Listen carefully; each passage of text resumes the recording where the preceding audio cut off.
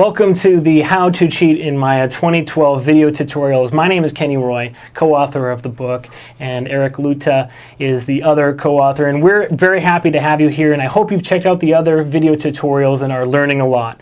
This video tutorial is on buffer curves, which are a huge cheat in the graph editor in Maya. So if you're following along, it might be a good idea to open up the book and check out the graph editor chapter and the buffer curve section just so you can see what I'm talking about. Now, the graph editor is a huge part of being a professional animator. Any pro will tell you that they spend a lot of their time, especially in polish, in the graph editor. So in blocking, you're probably moving your controls around in panel and coming up with your silhouettes and your poses and all those things, and that's great.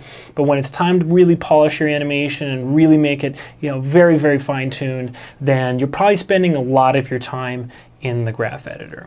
So it's advantageous to know the best cheat for it. Now, buffer curves have been in Maya for many versions, but still they are the most underused tool, the biggest cheat, bar none, I promise you. I'm still trying to convince everyone that I meet to use buffer curves more often.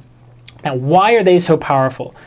In short, buffer curves allow you to have basically an infinite undo in your animation.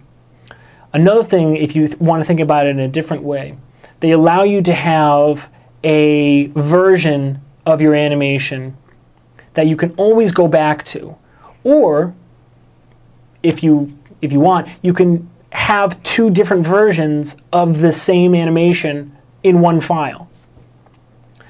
So they're very powerful, especially for, and this is what kind of the major point here. Anyone who knows me knows that I am huge on workflow. I'm always trying to get animators that I teach to have a very editable, open, easy to change workflow, so that when you get a major note, a performance change, anything, it's no big deal. And one of the best ways to make sure that your workflow is like that is to incorporate major changes into your workflow itself. Meaning, you are experimental. You are trying new things. You're not even thinking, what am I doing? You're just doing it and seeing the result. And then what will happen is, hopefully, as you get more and more experience, the results will become more predictable, and all of these experimentations and explorations you do in your scene will always just continuously improve the animation and the performance. So buffer curves are a really great cheat and a great first step in making your workflow experimental and exploratory. Okay, so let me just go over how to use them. If you want to follow along, again, open up the graph editor chapter in the book. So we have Goon here, and he's walking, and he's doing his thing, loving life, loving people, and we want to make an animation change. Now, if we were just working in panel, we might have to, move his body up and down and whatever. And again, if you're polishing your animation, you want to make sure that you're not making huge destructive changes to your animation by having the graph editor open at the same time, right? So what I'm going to do is I'm just going to look in the graph editor and choose the Translate Y curve.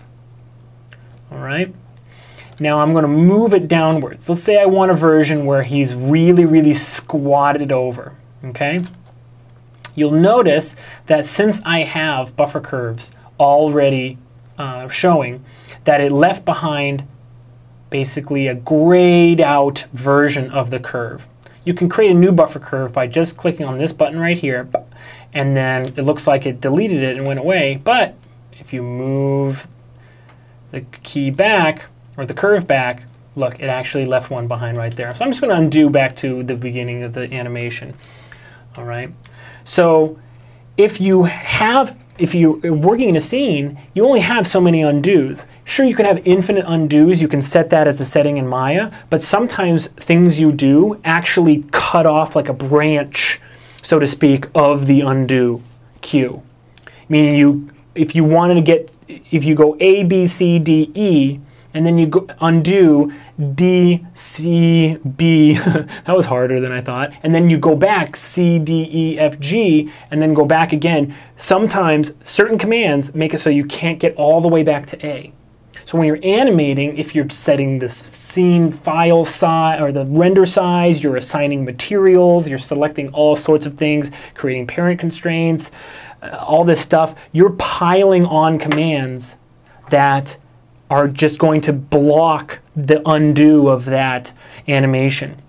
So one of the most powerful uses of buffer curves is like an infinite undo. Okay, so I'm just going to create a new buffer curve. I'm just going to click this button. It creates a snapshot.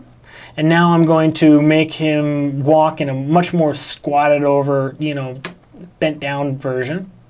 All right, now I'm going to grab this control and I'm going to put a little elbow twist on it. Okay, let's see here. Now I'm going to grab his geometry and I'm going to, let's see here. Let's hide this geometry. Okay, and now I'm going to grab the render settings and I'm going to change my let's change the renderable camera to cam face and close. Okay, now I've made all these changes. If I wanted to raise him back up, then that would be a huge pain. What if I wanted to keep his chest hidden? What if I wanted to make the renderable camera his face camera? All these things, right? One of the best uses of the buffer curves is to use it as an undo. So you just hit this button, which will make a new snapshot at the current animation, and will snap your curve back to the old snapshot. Click, and there he is. Okay, so now, check that out. All my animation is fine, and the changes I made to the rest of the scene are still there. So it actually is a great idea if you start making, creating buffer curve snapshots to your animation, a part of your workflow. Every once in a while you're working, just grab all the curves and just make a snapshot. Why? You never know when you're going to want to go back and change and try to access and undo of that animation. And there's just too many commands piled on top. Okay? The other reason you really should get buffer curves as a part of your workflow is basically you have multiple versions in the same scene file. So that's fantastic. Let's say I'm working and the director is coming by and the director said, "Hey Kenny, how's it going today?" And I say, "Great. I have two versions of the walk I want you to see." Okay? And you can snap, by the way, you can snap your buffer curves on more than one control at the same time. So I already created one for the root right here. Let's have his head, for instance, tilted way back. Okay. Oops, that's to the side. Here we go. All right, let's have it tilted way back. I'm not sure why I'd want that, but let's just imagine. Okay. So now I can tell the director, okay, so I have two versions for you. Here's one where he's walking nice and tall and his head is way back. And here is the other. I just selected his head. I'm going to grab the rotate X, and his root, I'm going to grab the translate Y. Okay, here they both are. And I'm just going to, boop, snap the buffer curve. It went right back to where it's supposed to be. And then I can say, and my other version, Mr. Director or Mrs. Director, is him facing forward and walking nice and squat like this. So which one do you like better? The director says, "Oh, let me see the other one again." No problem. Boop. Okay, well, I like the head tilted up, but I like him walking squat better. Okay, fine. I'll just grab this one. No problem. Snap just this back. Here you go. Here's your version with the head tilted back and the body, bent down. So as you can see, if you make buffer curves an integral part of your workflow, you will be able to make changes on the fly, and really you have access to all these different versions and ideas that you can show off and really just have an open performance choice available for your director or supervisor to make that change. So they are super powerful. I cannot recommend making buffer curves a part of your workflow enough, and hopefully the cheats that we showed you in the book are putting you well on your way to integrating them into your workflow. Well, that's it for this video tutorial. Thank you for watching. Go check out all the other video tutorials. I have a training site at kennyroy.com. If you want to see more videos like this, there are hours of videos on my training site. And as a special thank you to all of the How to Cheat in Maya 2012 readers, I have set up a promotional code that will get you 30 days free on the site. Just enter this promo code, How to Cheat 2012, on the home page of Kenny Roy, and you will be taken to a subscription page to sign up, and you'll get that bonus as a thank you.